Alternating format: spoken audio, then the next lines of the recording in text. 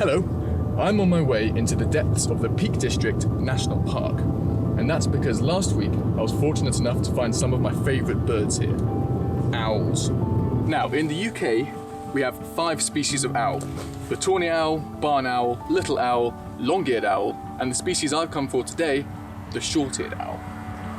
But of all the owls that are there, there's something special about the short-eared owls.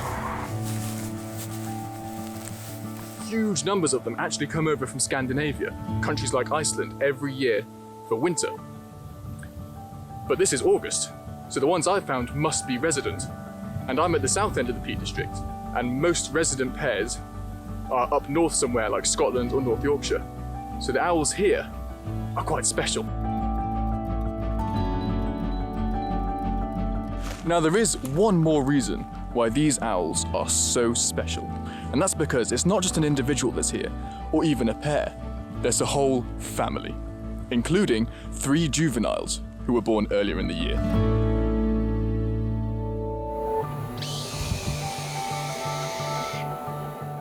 I'm also trying to be very careful to not include anything in frame that might give away my precise location. I'm happy to say I'm in the South Peak District, but I don't want to be any more specific than that, to protect the owls. Unfortunately, here in the north of the UK, and the north of England in particular, Raptor Persecution is a serious threat to our birds of prey. Raptor Persecution is when some people, who we'll just call absolute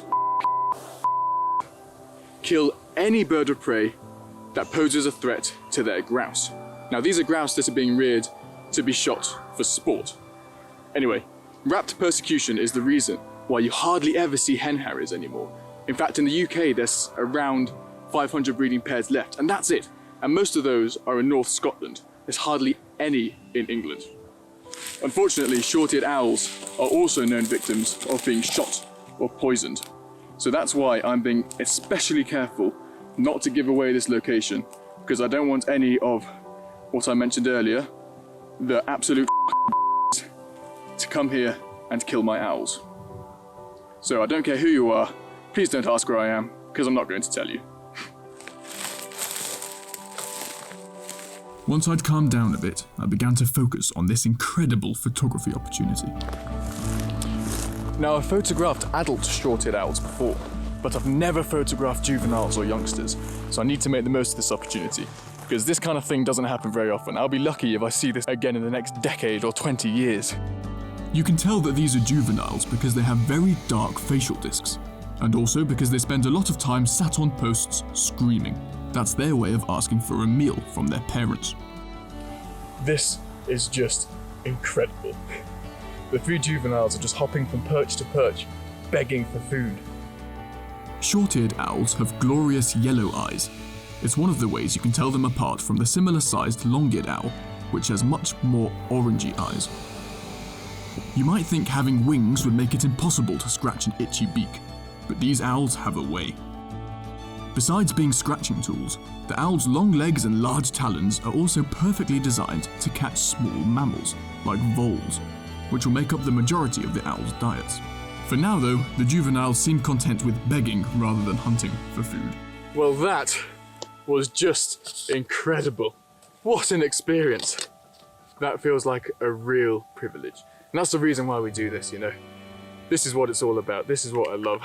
I don't even know if the photos are any good, but what I do know is I've had an absolutely brilliant time. Absolutely fabulous. Actually, if I may say so myself, I think the photos turned out to be pretty decent.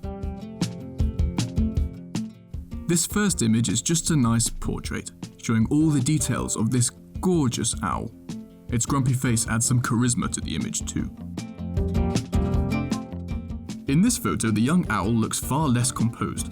In fact, it hardly looks like an owl at all, more like a fluffy gargoyle. The karate kick in this image is good fun, and the outstretched wing creates an interesting composition. But my favourite part is actually how well it shows the owl's glorious fluffy trousers. And then there's this photo, my favourite. I'm so pleased with the subtle S-curve of the fence running horizontally across the image, topped with all 3 of the juveniles. The composition is the only element I can claim as any kind of skill. The stellar lighting and expression on the near owl's face were purely good fortune. But if anyone asks, that's what I envisioned all along.